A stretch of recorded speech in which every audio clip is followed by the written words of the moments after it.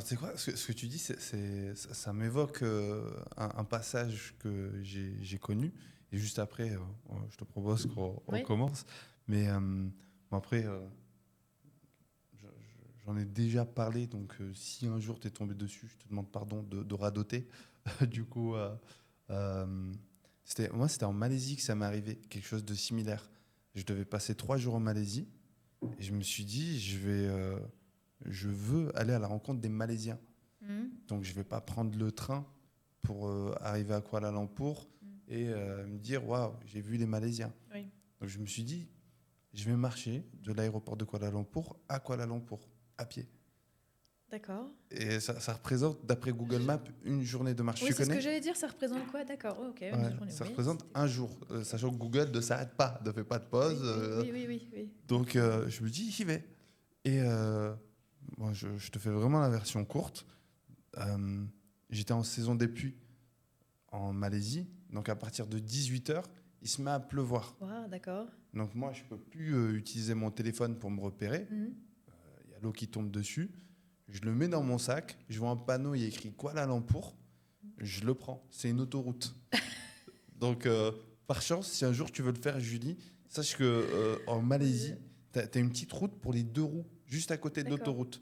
D'accord. Et comme il y a une forêt juste à côté, tu as plein de branches qui traversent cette route. Mhm. Donc, il n'y a aucun 2 roues Mhm. qui l'emprunte cette route. Mhm. Donc, moi, je marche de 18 h à minuit passé. Mhm. Je finis d'une manière étonnante D'accord. par réussir à être déposé à Kuala Lumpur. Je suis arrivé dans un temple hindou. Oui. J'ai demandé si on pouvait. Bref, on a eu une conversation. Ils m'ont déposé et je commence à errer dans Kuala Lumpur en me disant je vais aller dormir chez l'habitant. Mhm. Sauf que je vois qu'il y a plein de sans domicile fixe. Mais sans domicile fixe typé drogue dure. Ah oui, d'accord. Ok. Donc je me dis, oh punaise, ça va être compliqué. Mhm. Moi, tout mouillé, Mhm. avec ma barbe, mes cheveux, mes Mhm. machins, je suis dans la même catégorie que ces gens-là Oui, oui, aux oui, oui, yeux oui, des oui, autres. oui, oui. Donc je m'assois sur un banc, sauf que ce banc était au-dessus d'une rivière. Et donc j'ai D'accord. tu sais, Ah toute oui, là. l'énergie, la pression de Ouais, la journée qui retombe ouais. d'un coup. Sachant que j'étais mouillé, je suis rentré dans la voiture, il y avait la clim à fond. Je ressors, je suis tout mouillé. Je commence à faire une crise d'hypothermie. Ah, d'accord, oui. Je suis dans Kuala Lumpur, Ouais. en train de faire une crise d'hypothermie, L'hypothermie, ouais. et j'ai pas de sous. Sur moi, j'avais Ouais. l'équivalent, je crois, de 100, ce qui représentait rien, 100 de leur monnaie, 100 ringgit, je crois que ça s'appelle comme ça. Et je me dis, mais tu sais quoi, mais je peux pas, en fait, je peux pas mourir maintenant. Donc, je parle en anglais. Je Mhm. dis un gros mot, the pain. Je Mhm. dis, dans ma tête, je me dis, non, mais la douleur, non. Et là, c'est la première fois que je vivais vraiment quelque chose comme ça. Et j'ai le sentiment que je vais aller puiser une énergie à l'intérieur. Un peu comme ce qu'on voit dans les mangas ou les dessins animés quand il y a un Mhm. personnage qui va chercher Mhm. une seconde vie. Donc, je vais le chercher et je me mets à marcher dans les rues en me disant, je vais bouffer tout le monde. Parce que tu sens le danger quand tu Oui, marches. oui. Mais même moi, en tant Mhm. qu'homme, après 1 h du matin, je sentais le danger. Donc je me dis, le premier qui arrive, si on me parle, je le bouffe. Et j'avance comme ça dans les rues. Et j'avais regardé, 3 jours avant de partir, j'avais regardé un hôtel. Je connaissais juste le nom et je savais qu'il était vers Chinatown. D'accord. Donc je me rends à Chinatown, je traverse Chinatown de nuit et je recherche l'hôtel. Mais je ne le recherche pas intellectuellement, je Actuellement. le sens. Je me dis, il est là. Oui, là, c'est plus l'instinct qui. Oui, oui, Mm. je vois. Je traverse tout En mode. Chinatown et je vois pas mon hôtel. Et je me dis, c'est pas possible, il est là. Et donc je continue. Je continue, j'ai dépassé Chinatown, je commence à perdre espoir. Sauf que là, je vois le. Je me rappelais pas le nom, mais je savais que si je retombais sur le nom, j'allais me rappeler. Donc je vois le nom, Et là. je me dirige vers l'hôtel. Et là, je prends la chambre, la seule chambre qu'il y avait, et je vais me doucher. Sauf que en Asie du Sud-Est, t'es déjà parti là-bas? Non, non, non, non. En Asie du Sud-Est, souvent, il n'y a pas d'eau chaude. parce qu'il fait très chaud tout au long de l'année. Donc, oui, déjà que tu as froid, alors... je vais me doucher à l'eau froide. Et il s'avère qu'en cas de crise d'hypothermie, c'est la meilleure des choses à faire. D'accord. Justement, se doucher à l'eau froide pour que le corps puisse aller produire de la chaleur. Donc je me douche à l'eau froide et je rentre, j'éteins la clim dans la chambre, je me mets sur 2 couvertures et je me dis, demain, quand je me réveille, je suis en bonne santé. J'ai pas d'autre choix. J'ai pas le choix de toute façon.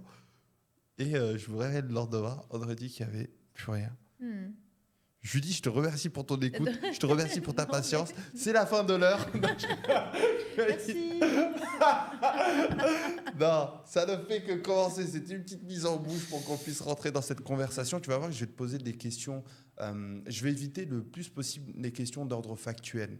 C'est-à-dire que ce qu'on vient d'avoir comme conversation, théoriquement, on ne devrait pas l'avoir. D'accord. Mais... Et c'est pas impossible que. C'est pas impossible, tout à fait. Forcément. Si tu souhaites, toi, ouvrir des portes qui relèvent du factuel, on va peut-être s'aventurer derrière ces couloirs. À tout moment, si tu souhaites ne pas répondre à une question, tu peux me dire non, ça, je préférerais ne pas y répondre. Il n'y a aucun souci là-dessus. Si jamais c'est possible que ça arrive, tu te sens gagné par une émotion particulière. Si je sens le malaise arriver ou... Ouais, non, ça va aller. Fais-moi ci. Mais à tout moment, sache que voilà, si tu me dis non, ça, je souhaiterais que j'ai besoin de me recentrer.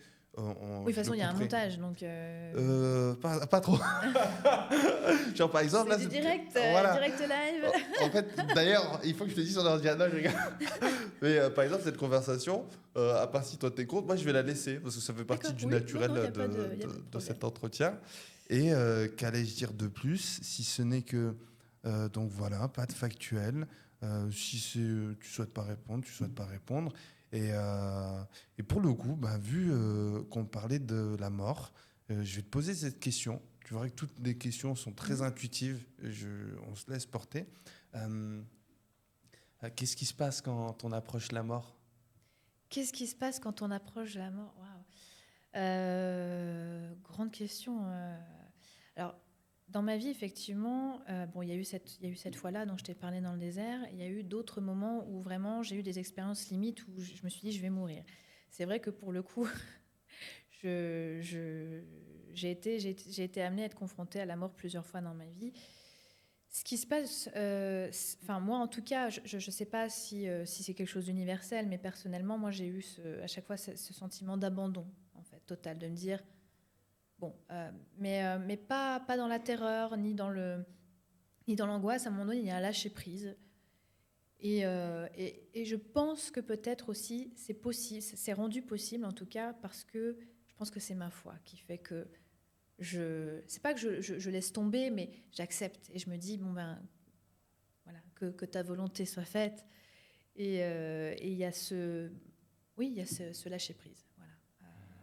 Donc ce qu'on ressent, moi, ce que j'ai ressenti à chaque fois, alors surtout là au désert, là c'était vraiment très particulier parce que j'avais cette sérénité, me dire bon, voilà, c'est comme ça.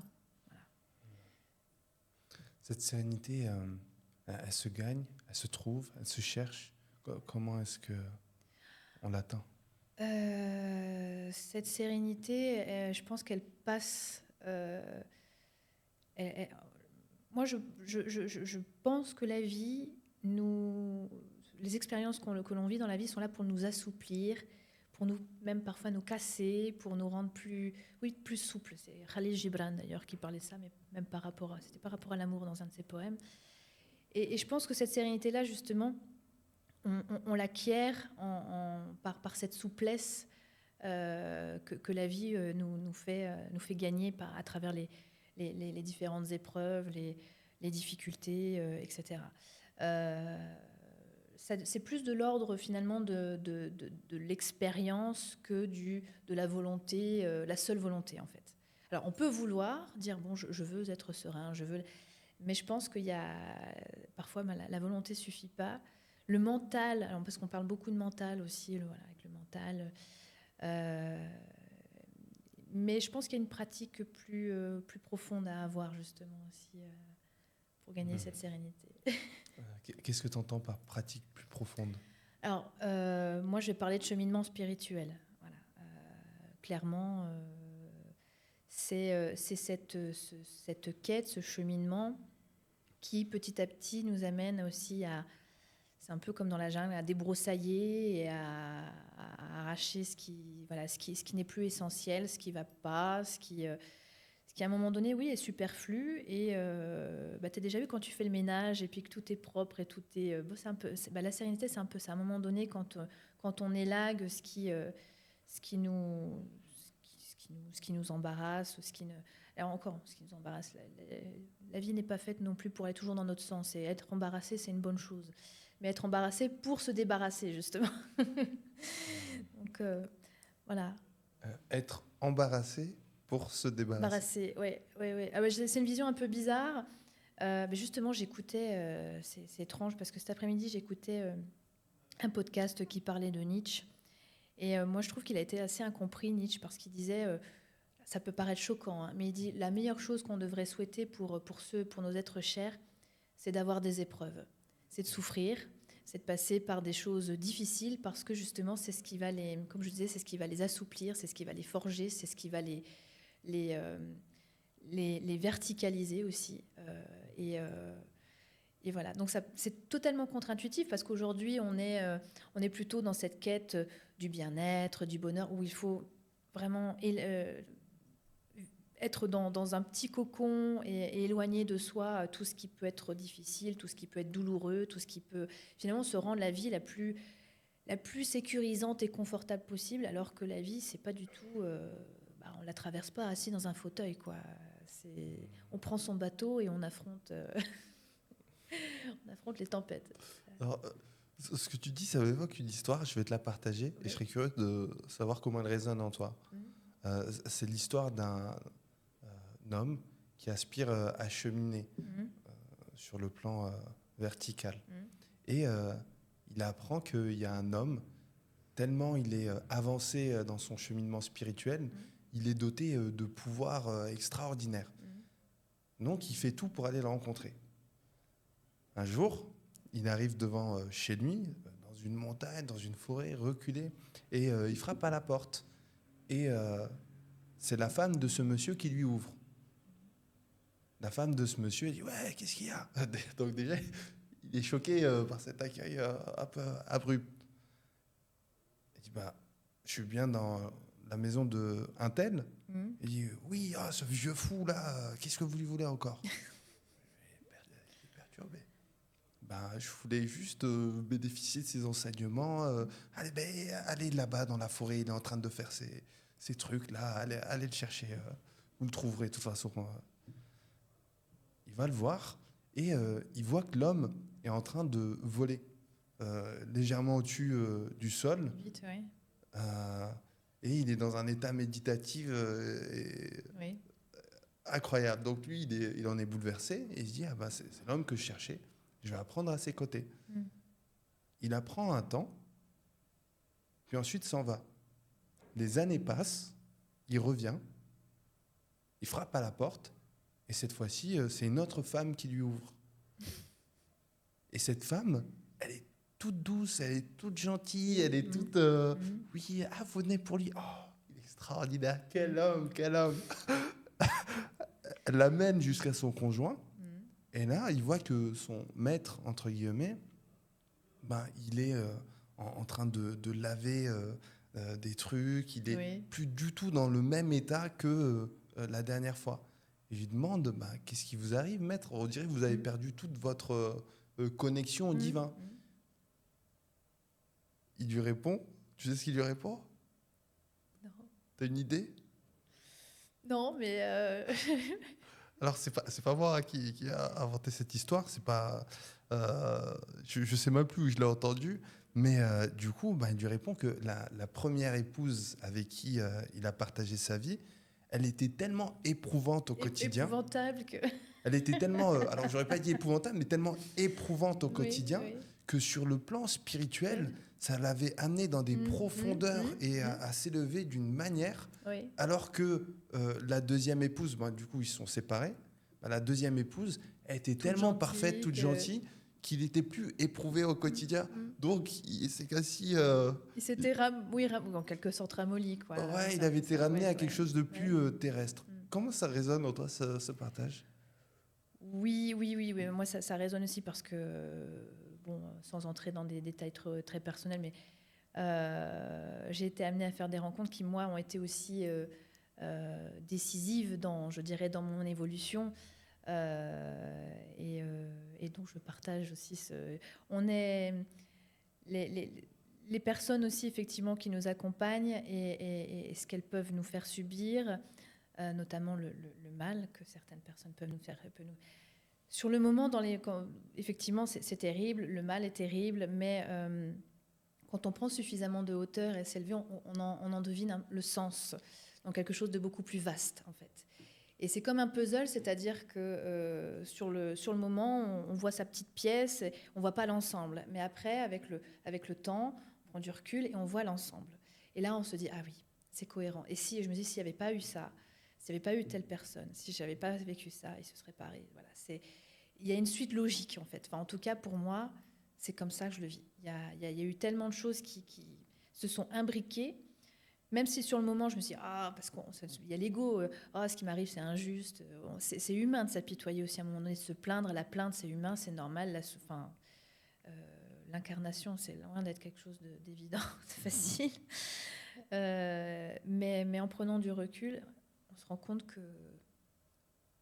C'est une expression qui, moi, parfois me révolte parce que quand on prend dans certains contextes, on peut se dire, oui, c'est horrible. Mais quand on dit tout est juste... Dans certains contextes, notamment comme celui-ci, quand on comprend, on se dit oui, tout est juste. Voilà.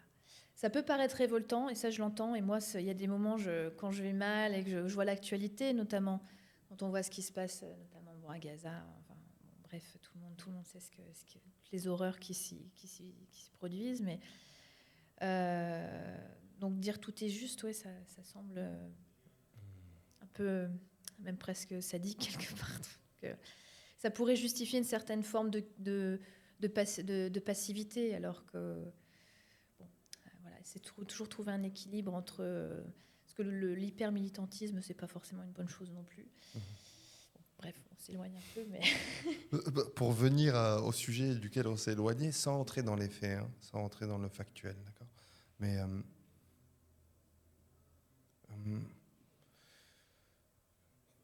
quels sont les apprentissages qu'on pourrait tirer d'une épreuve de couple? D'une épreuve de couple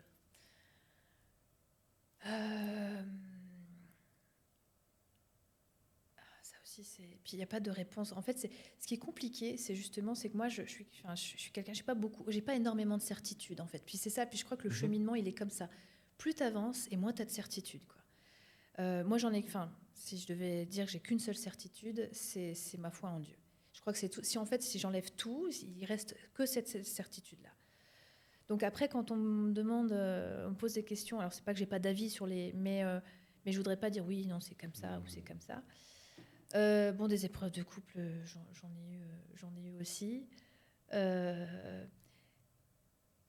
Il faut accepter qu'il y a des gens qui sont que de passage aussi dans la vie, qu'elles nous apportent ce qu'elles ont à nous apporter, en bien comme en mal. J'ai eu des relations qui étaient assez désastreuses.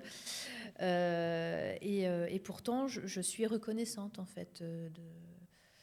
Mais après, aujourd'hui, la question du couple, elle est compliquée parce qu'on est dans une... comme pour tout, on est dans une instabilité qui fait que maintenant, les gens ont du mal à se parler aussi. Et puis, c'est très interchangeable aussi. Les gens dès qu'il y a quelque chose qui ne va pas, il y a presque cette assurance de dire que on va aller trouver mieux ailleurs. Et donc, on n'essaie plus de réparer le tissu, tous les tissus, j'ai envie de me dire, pas que couple, le tissu sociétal, le tissu... non, mais c'est... Ok. Comment est-ce qu'on répare un cœur? Comment est-ce qu'on répare un cœur? Encore une fois, au risque de passer pour une vraie bigote, moi je viens de dire, c'est la foi. Voilà. C'est quoi une bigote? Quand je dis bigote, parce que moi, bon, je parle beaucoup de Dieu, j'en parle même énormément. Et bon, alors ici au Maroc, ce ne sera pas forcément un problème, par exemple, mais en France, c'est presque un gros mot de parler de Dieu. Pour moi, Dieu, c'est aussi le grand guérisseur, c'est le grand jardinier, donc. Je ne pense pas qu'on ait toutes les solutions, nous. À un moment donné, on ne peut pas tout contrôler. Il y a il faut accepter que des choses nous échappent et qu'on ne peut pas tout réparer, nous. Et qu'il y a des choses qu'on peut effectivement aller réparer, mais en allant chercher au-dedans, en profondeur. Et cette quête de profondeur, pour moi, c'est ce que j'appelle justement la quête du divin. C'est entrer en connexion avec cette étincelle, cette flamme qui est en chacun de nous. Et c'est cette flamme-là qui répare. Voilà. Alors, comment faire pour peut-être entretenir cette flamme? C'est pas évident parce que la vie, et encore plus à l'heure actuelle, la vie fait que justement, on est amené avec le quotidien, avec nos responsabilités, chez les soufis, on dit justement toujours rester en relation avec Dieu, toujours rester en contact avec Dieu. Et l'objectif, c'est d'essayer toujours d'être dans la présence, de rester en présence d'eux. Et là, c'est pareil, essayer de rester en présence de son intériorité, toujours à l'écoute de ce cœur intérieur, de cette flamme. Ça demande, c'est pas évident. Et puis la vie actuelle fait que y a rien absolument rien pour faciliter ça, hein. Les réseaux, etc. Bon, là, on est sur. Bon, cela dit, c'est un peu contradictoire, mais c'est vrai. Enfin, on est hyper sollicité. On est dans une société de l'hyper-communication, l'hyper-tout, en fait. Hyper-consommation, hyper-communication, hyper. Donc, ce travail de recentrage n'est pas facilité, je trouve, quoi. T'as vu, quand tu as dit hyper, c'est la première fois que je l'ai entendu comme il perd. Oui, tu vois, oui, et c'est ça. On a beaucoup perdu, mais en fait, actuellement, on a une crise. Moi, je parle surtout en Occident, parce que, par exemple, au Maroc, pour moi, la situation est encore différente, parce qu'ils ont encore cet ancrage, cette verticalisation, cet ancrage avec le sacré. En Occident, on a perdu tout ça. C'est-à-dire qu'en croyant se libérer des religions, de Dieu, de tout ce qui touche à la spiritualité, mais dans ce que ça a de traditionnel, hein. Je ne parle pas la néo-spiritualité. Les néo-spiritualités, c'est encore un autre sujet. Pour moi, il y a une crise identitaire majeure en Occident qui est liée à ça, parce qu'on n'est plus dans la verticalité, on est dans l'horizontalité. Et c'est ce qui fait qu'aujourd'hui, on est sur un terrain en friche, et on se raccroche à tout ce qu'on peut, et qu'on a aussi autant de polarisation sur la question identitaire. Je suis ceci, je suis cela, je suis ci, voilà. Et chacun, en fait, finalement, se recroqueville dans cette identité un peu superficielle, artificielle qu'on s'est créée, qu'on se cherche parce qu'on a perdu, ce que je disais, cette connexion. Et les gens vont mal. Enfin, je sais pas, moi, c'est un constat que je fais. Les gens vont mal aujourd'hui. Enfin, toi, je sais pas ce que c'est ton point de vue sur le sujet, mais en Occident, moi, je trouve que les gens vont vraiment mal. Tu vois, en tant que praticien en psychothérapie, il y a ce truc qui est délicat. Pour moi, la toute première question à poser, c'est quel est ton rapport à ta foi? Peu importe ce qu'elle est, mais quel est ton rapport à ta foi? Est-ce que déjà tu es en équilibre, en harmonie? Si tu es bouddhiste, est-ce que tu fais tous tes zazen en temps et en heure comme il se doit, ou peu importe le scénario. Et je constate, c'est fou, cette sorte d'histoire d'amour c'est très mal passé entre la France et le Maghreb d'une manière générale.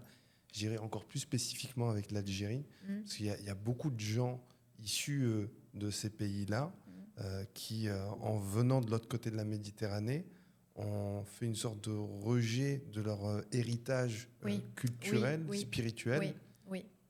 Ouais. J'ai rencontré des personnes comme ça. Bon, j'ai eu notamment une participante lors d'une retraite qui pleurait parce que justement, parce qu'elle avait grandi dans ce rejet de ses racines, de tout ce... j'ai envie de dire son héritage spirituel aussi, parce que justement en France, voilà, on avait tout rasé concrètement. Et elle était profondément émue justement de revenir à ses racines, et ça c'était fort, oui, c'était fort. Moi ça me fait un peu sourire parce qu'on dit oui, la France, le pays de Descartes, gna gna gna, mais Descartes était profondément croyant. Donc ça me fait toujours sourire. Oui, nous on est cartésiens, oui, mais Descartes était croyant, donc bon. Ça veut dire quoi, aller au-dedans pour trouver Dieu? Encore une fois, alors aller au-dedans, ça ne veut pas forcément dire par la pratique intensive de la méditation ou de. Je pense que même il existe pour moi une spiritualité aussi du quotidien, des choses simples, des choses humbles, des choses toutes. Ça passe aussi par l'émerveillement, tout simplement. La capacité de s'émerveiller, d'être en présence, d'être dans l'instant, de reconnaître dans le sourire, le regard de l'autre. Voilà, ce petit et ça va tout de suite nous faire plonger. C'est pas quelque chose qui est hyper compliqué parce qu'on s'imagine que voilà que les mystiques sont les espèces de moines sur leur montagne et voilà pratiquer la méditation pendant 4 heures, 5 heures non-stop. Ça peut se vivre dans le quotidien, tout simplement. Mais il faut avoir cette disposition justement à accueillir la merveille, cet émerveillement, cette joie. On peut faire l'expérience du divin dans une chose, mais toute simple, par l'émotion, quand on regarde un coucher de soleil, quand on regarde... Moi, tu vois, je suis allée dans un village, là, près d'Amismise. J'ai vu cette dame qui était en train de tisser son tapis. Et pour moi, c'était tellement touchant, tellement émouvant. Enfin, tout était là, voilà, tout est là. C'est à un moment donné de se dire, cette capacité de se dire, tout est là. Voilà, tu vis un moment parfait. C'est ça aussi l'expérience. C'est dans la création, dans l'incarnation, Dieu. Enfin, c'est pas, je sais pas qu'un concept. Hein, c'est la vie. Faut le vivre en fait. Voilà, c'est pas qu'un concept. C'est la vie, le fait de vivre les choses. Comment tu les vis, voilà.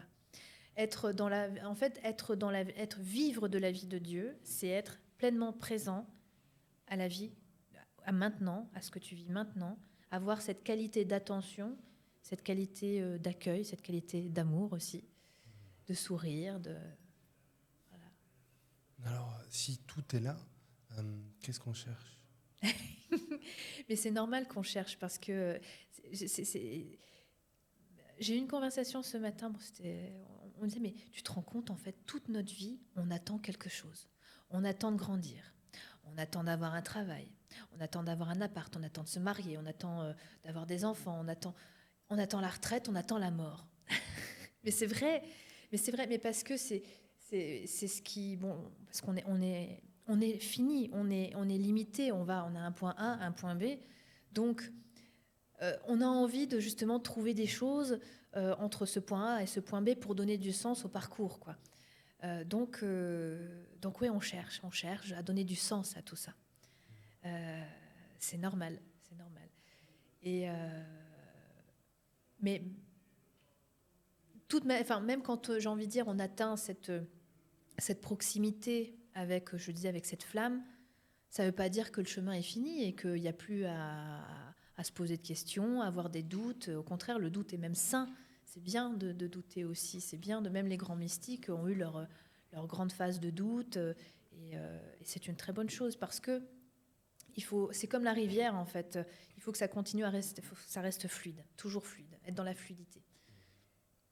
Qu'est-ce que ça apporte, le doute, dans une vie? Le doute, mais c'est ce qui permet justement de briser les certitudes et de remettre en question et de se dire, bah tiens, ça te permet d'avoir, tu vois, j'ai envie de dire, de sortir de ton ego, d'avoir cette espèce de, moi, ce que j'appelle l'œil caméra. C'est-à-dire, c'est le troisième œil qui va être au-dessus de la scène et qui va se dire, bon, attends, là, non, je crois que c'est ça. Le doute, à un moment donné, c'est que tu vas faire un plan large, tu vas te mettre au-dessus de la scène et tu vas dire, bon, Et si je voyais les choses autrement? Donc tu changes de caméra et tu vas voir la scène autrement. Et là, tu dis, ah ouais, effectivement. Donc c'est pour ça que je te dis, quand tu fais souvent ces plans larges, que tu as cet œil caméra, à un moment donné, c'est difficile d'avoir des certitudes parce que tu dis, mais tous les points de vue sont justes en fait sur la scène. Celui qui regarde par là, bah, il voit la même chose, mais d'un autre point de vue, mais c'est pareil. Enfin, tu vois, donc, ouais. Alors, comment est-ce qu'elle s'acquiert la certitude? Comment est-ce qu'elle s'acquiert la certitude? Je pense qu'elle est... Bon, moi, je te dis, la certitude de la foi, c'est quelque chose qui s'impose. Tu le sens, t'as même pas, en fait, tu n'as même pas besoin de te dire, est-ce que je suis sûre de moi? Là, encore une fois, c'est là. Voilà, c'est juste là. Et sans que tu puisses même l'expliquer pourquoi, c'est peut-être ce qu'on peut appeler aussi la petite voix intérieure, tu vois, qui va te dire à ce moment-là, c'est cette petite voix qu'on a bien étouffée aussi sous des tonnes de conditionnement, de logique, de raison aussi. Voilà. C'est bien d'être déraisonnable, mais on nous a appris à toujours être très raisonnable. Mais être déraisonnable, c'est bien, c'est formateur aussi. Ça veut dire quoi, être déraisonnable? Être déraisonnable, alors ça ne veut pas dire non plus faire n'importe quoi, mais c'est à un moment donné dire sortir de certains schémas, sortir de certains conditionnements, sortir de ces certitudes. Encore une fois, on en revient à ça, et puis dire tiens, je vais essayer autrement. Et puis c'est ça qui peut paraître déraisonnable. Je vais faire autrement. Je vais faire quelque chose que j'aurais jamais imaginé faire, mais je vais le faire. Et surtout, se libérer aussi du jugement des autres, l'opinion des autres, ce qui est pas une mince affaire, parce qu'on est dans une société, bon là encore une fois, quand on disait avec les réseaux, où on est regardé de partout, on est jugé de partout, où le regard de l'autre compte énormément. Donc c'est pas évident, mais accepter qu'on peut être un ovni et très bien le vivre. Comment ça marche ça? Comment est-ce qu'on se libère du jugement des autres? C'est justement en faisant aussi beaucoup de bêtises soi-même. D'accord. C'est vrai, non, mais en se disant, ouais, j'étais complètement, sur ce coup-là, j'étais complètement débile. Et puis, c'est l'autodérision qui aide aussi. Puis à un moment donné, je pense que quand on est en fait en phase avec ce que j'appellerais son chemin de vie, sa mission de vie, on fait même plus attention, en fait, j'ai envie de dire, parce que voilà, c'est ce qu'on fait, ça nous paraît tellement juste. Et je dis pas, attention, que ça veut pas dire que la vie des autres ne compte pas, mais on est dans notre justesse. Donc, on fait plus attention à ce qu'on va pouvoir nous dire, enfin, en tout cas le jugement. Je parle du jugement. Les critiques peuvent être positives, hein, mais le jugement. Voilà. Qu'est-ce que tu as appris de ta plus grande bêtise? Que les bêtises sont pas forcément justement des bêtises. Sur le coup, on se dit c'est une grosse bêtise, mais après on se rend compte que avoir fait cette bêtise-là, ça a été une bonne chose. Donc il y a des choses qu'on regrette forcément, mais après avec le recul, on se dit ouais, mais si j'avais pas fait ça. Enfin, c'est parce que ça me paraît tellement logique. Moi, je te disais, ce que je te disais tout à l'heure, tout s'emboîte en fait. Et même nos plus grosses bêtises, on se dit bon, la vie c'est une école en fin de compte. Et tu vois, quand à l'école tu te trompes, on ne devrait pas sanctionner en disant non, c'est mal. C'est aussi en se trompant justement qu'on apprend. C'est en faisant des erreurs qu'on apprend, qu'on évolue et qu'on prend d'autres décisions, qu'on fait d'autres choix. C'est Einstein qui disait justement la définition de la bêtise, c'est de reproduire sans arrêt la même chose en pensant avoir un résultat, à chaque fois un résultat différent. Bon, si on voit que ça marche pas, à un moment donné, on fait autre chose, quoi. Si cette vie était une école, nous sommes notés sur quoi? Alors, on n'est pas noté, je pense pas que ce soit en termes de notation, c'est en termes de connaissance de soi et d'aller justement, encore une fois, aller de plus en plus. C'est un peu, moi je le vois, en plus je suis petite fille de mineur. Mes grands-pères étaient mineurs et ça me parle énormément parce que voilà, ils ont gratté les entrailles de la terre. Et j'ai envie de dire, c'est un peu ce qui se passe aussi avec nous-mêmes. On va les gratter Et on va être, finalement, c'est pas une notation, mais qu'est-ce qu'on aura découvert, qu'est-ce qu'on aura partagé, puis de quelle façon on aura aimé aussi, de quelle façon on aura vécu avec les autres. Est-ce qu'à ce moment-là, on aura tiré une leçon de cette chose-là ou, voilà. Moi, je crois en une existence après la mort. Bon, ça, c'est évident. Donc, je pense que ça continue après. Voilà, que le cheminement continue et qu'ici, c'est une classe, une école, ce que tu veux, mais qu'on continue. Pour atteindre quoi? Alors, j'ai pas la réponse. Les soufis et tous les mystiques te diront que l'objectif, c'est de rejoindre l'unité, la divinité qui est un, la source. Voilà. Et donc, on doit passer par là, par la purification. Bon, ça, c'est les soufis aussi qui en parlent, la purification. Donc, on enlève toutes les couches, voilà, inutiles. On s'en débarrasse jusqu'à devenir transparent à la lumière divine. Et justement, en devenant transparent à la lumière divine, on se fond en elle. Voilà, ça, c'est tout. Bon, là, on est dans quelque chose de très, très mystique. Mais Après, moi, on peut tout à fait entrer dedans. Comment se dépouiller oui. Comment se dépouiller tout en le faisant avec amour? Ah, ça c'est compliqué, oui, parce que effectivement, on peut à un moment donné, parce que le dépouillement, quand on le subit, il y a des gens qui peuvent après devenir très très amers, voire aigris. Encore une fois, je vais revenir là-dessus. Ce qui permet de rester dans cet amour, c'est la foi, mais plus que ça, cette connexion à ce cœur intérieur, ce cœur divin, cette flamme qui voilà. Moi, on passe tous par des moments de colère, de rage, même de tous les sentiments finalement négatifs de notre humanité. Et là, à ce moment-là, moi, je fais un arrêt, je me dis, attention, là, allez, recentre-toi, reviens là.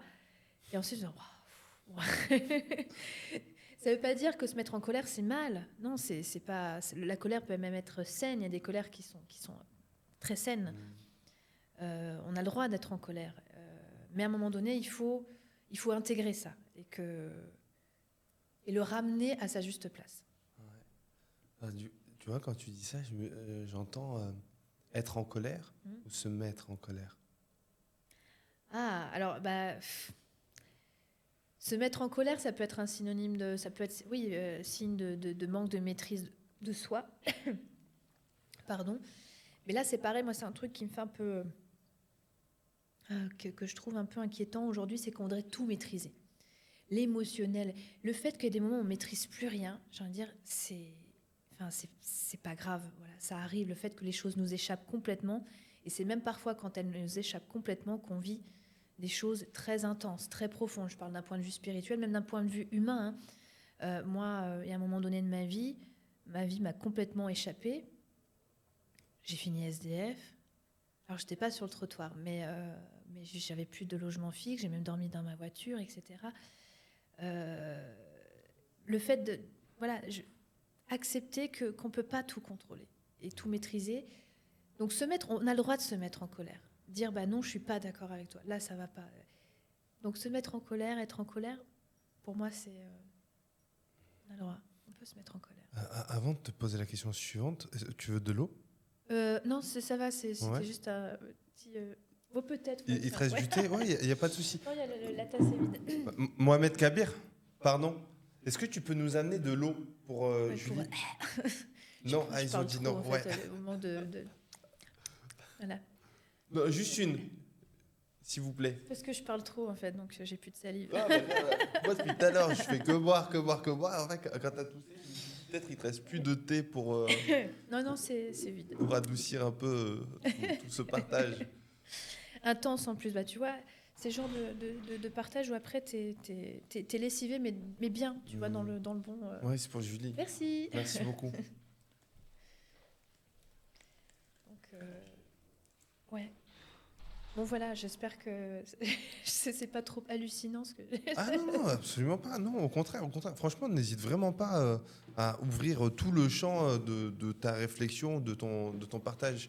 On a constaté, par exemple, en One Human Show, que quand les gens venaient s'asseyer et qu'ils disaient pas, ils étaient peut-être pas totalement sincères avec eux-mêmes. Mm. Des fois, j'ai eu des messages comme en fait, je suis devenu aphone en rentrant chez moi. Bah, Mm. c'est normal. Mm. Il y a une question qui demandait d'aller chercher un Mm. truc, tu l'as retenu là. Mm. Donc, libère-le, tu vois, il n'y a personne qui va dire quoi que ce soit. Bah, tu viens de mentionner le fait que tu avais été SDF. Ouais. Comment est-ce que toi, en tant que femme, tu as géré le fait d'être SDF? Alors, moi, ça a été d'autant plus compliqué parce qu'en plus, j'étais maman. Enfin, je suis maman, donc, mais j'étais déjà maman. Donc, il a fallu que je consente à me séparer de mes enfants aussi à ce moment-là parce que vraiment, ma situation faisait que c'était plus possible.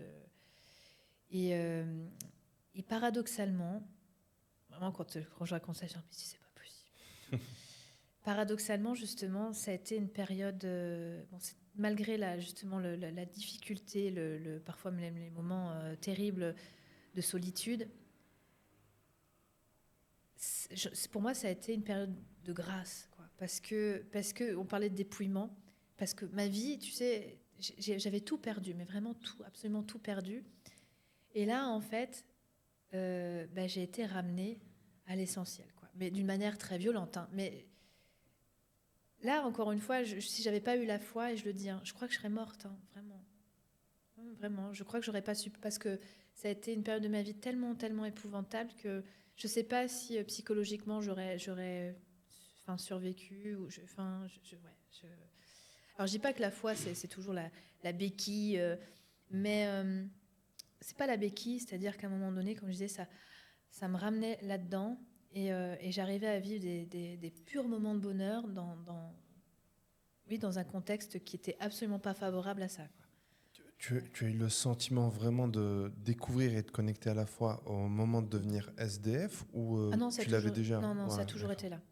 d'accord. Ça a toujours été là. Alors après, moi, c'est particulier parce que j'ai pas eu d'éducation. Mes parents sont pas spécialement croyants, pas pratiquants du tout non plus. J'ai pas eu d'éducation religieuse. C'est quelque chose qui, quand on me pose la question, mais alors, vos parents, etc., c'est eux qui... Ah non, non, pas du tout. Moi, c'est vraiment... C'était là. Ça a toujours été là. Et quelque part, je me dis, j'ai aucun mérite parce que finalement, le fait que c'est toujours été là, j'ai pas eu besoin, entre guillemets, de beaucoup chercher puisque c'était là. Mais bon, voilà, c'est comme ça. Et toute ma vie, j'ai cheminé avec ça. Ça veut pas dire qu'il y a eu des moments, j'ai eu la période d'adolescence où, oui, je me suis posé quand même aussi beaucoup de questions, je me suis tournée vers d'autres voies, etc. Bon, c'est la période de la quête identitaire aussi, l'adolescence. Donc, mais ça a toujours été là. Alors, je reviens sur cette situation parce qu'en Ouais. plus, ça fait écho à quelqu'un que j'ai eu en consultation dernièrement, une femme qui a traversé une telle situation et qui me disait qu'elle avait pris rendez-vous avec moi parce que j'avais été SDF aussi. Mais je pense que être SDF en tant qu'homme, ça n'a rien C'est à pas voir pareil que que l'être en oui. tant que femme et en plus Oui. maman. Donc, toi, comment est-ce que Moi, tu moi, l'as après, j'ai eu vécu? la chance. Encore une fois, moi, je trouve que c'est des petits miracles comme ça, mais j'étais à la fois totalement seule et en même temps, je me suis sentie toujours protégée. Il y arrivait toujours des trucs qui venaient, mais me sortir de situations. Enfin, tu vois, je pense que je sais pas si ça t'est arrivé aussi, mais voilà, des petites choses, même parfois 3 fois rien, mais ça relançait le truc, quoi. Et je me dis, oui, non, mais en fait, les petits miracles, on s'attend toujours à ce qu'un miracle ce soit un truc grandiose, extraordinaire, alors que non, mais c'était toujours des petites choses qui venaient dire ouais, waouh, waouh, quoi. Waouh. Et qui me faisaient oublier, enfin pas oublier, mais dépasser la situation dans laquelle j'étais. Je dis pas que j'ai pas pleuré, il y a des moments que j'ai pas dit, oh, c'est quand même, enfin, voilà, pas voir mes enfants, c'était dur, pas manger à ma faim, c'était dur aussi. Connaître la faim, c'est ça aussi, physiquement, quand tu connais la faim, mais vraiment, c'est une drôle d'expérience, hein. Et pareil, mais tu vois, tout ça, mais je remercie la vie, Dieu, de m'avoir fait vivre ça. Les gens disent, mais elle est complètement cinglée, elle est maso, en fait, elle aime ça, elle aime souffrir. Mais non, je remercie parce que justement, c'est ce qui m'a permis après comme je disais, d'être connecté à des choses tellement simples, tellement essentielles, tellement précieuses. Ouais, voilà. Moi, ça me fait penser à... dernièrement, j'ai été sollicité pour partir quelque part. Et en fait, j'ai demandé à... Je sais plus comment ça s'est tourné, mais je dis à la personne que je vais prendre un sac à dos. Ah oui, en fait, la personne devait réserver des billets d'avion. Et je lui dis, tu prends bagage cabine uniquement. Il dit, ouais, mais tu sais comment c'est, l'Afrique, va falloir que tu prennes certainement un bagage en soute. Je dis, non, non, non, je vais prendre juste un bagage cabine, ça suffit largement.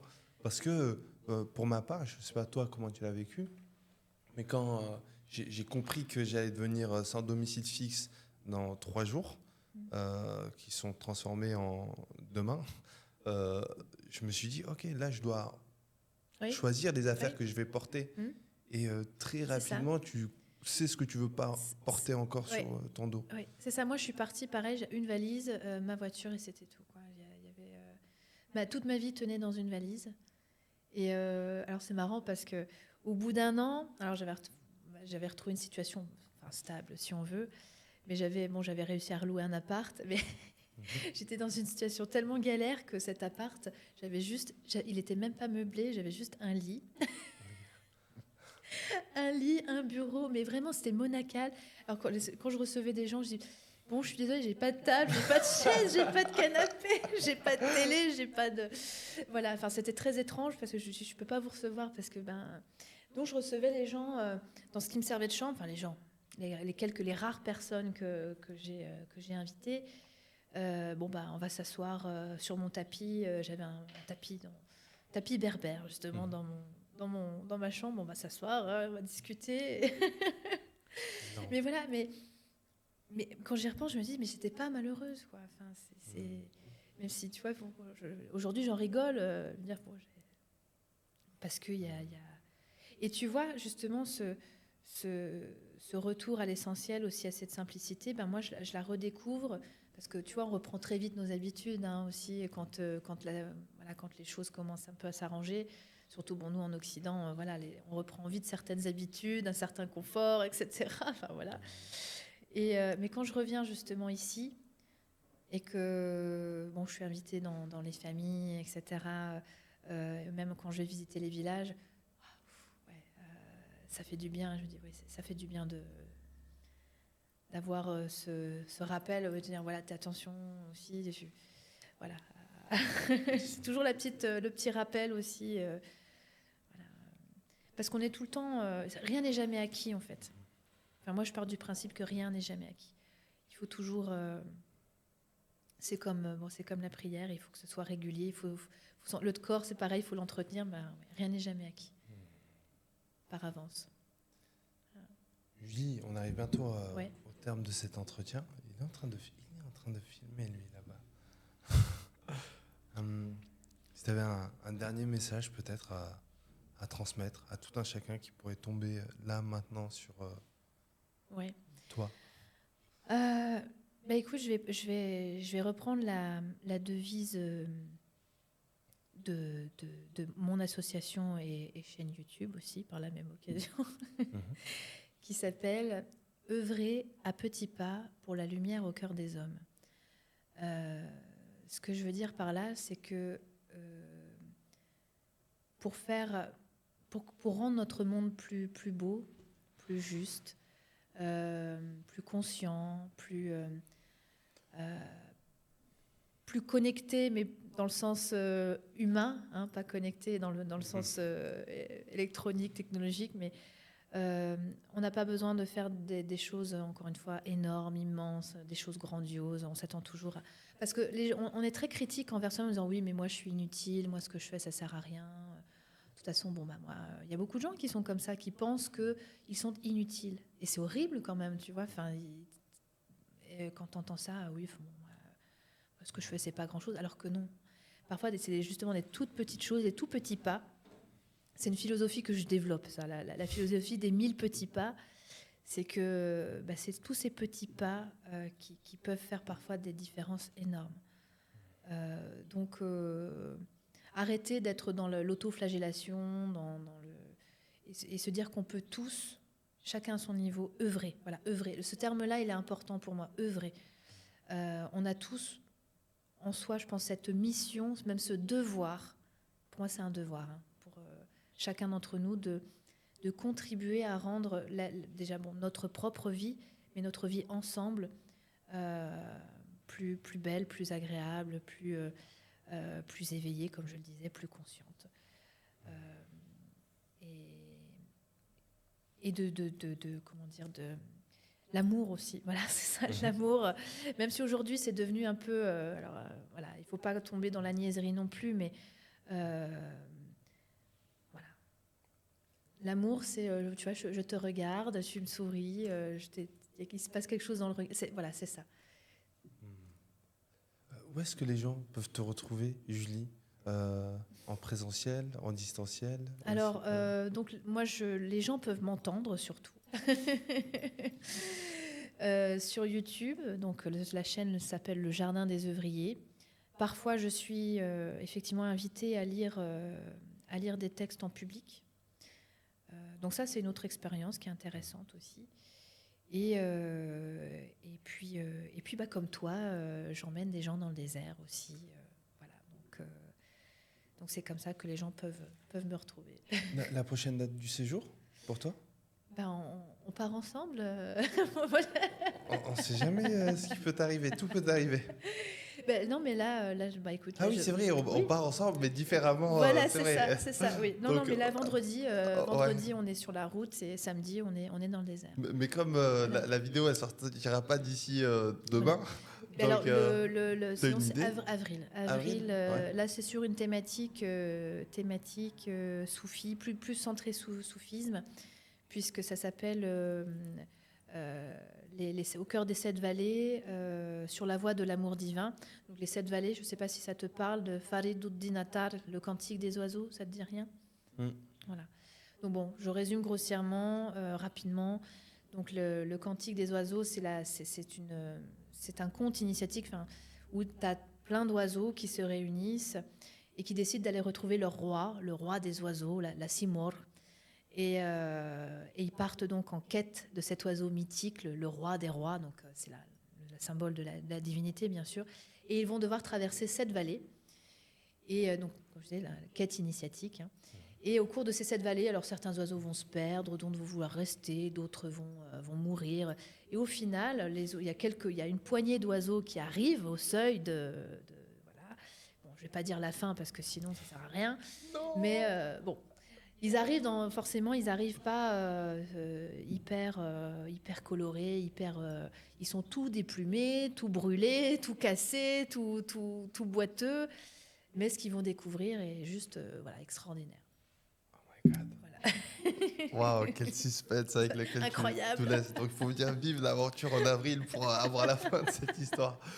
Non, mais la fin, elle est connue, oui, généralement. Ça me dit quelque chose, ce récit. Il me dit quelque chose. La fin, elle est connue, mais disons qu'on passe par ces étapes-là. On peut appeler ça, on peut comparer ça aux stations, ce qu'on appelle les stations spirituelles. D'accord. Voilà, donc, magnifique. La vallée du désir, la vallée de l'amour, la vallée du renoncement, la vallée de la perplexité. Voilà. Ok, très bien. On va s'arrêter ici, à la vallée de la perplexité. Donc je vais applaudir sans aucune transition, il n'y aura pas de fin spécifique si ce n'est celle-ci. Yes. Julie, un grand merci à toi. Merci à toi.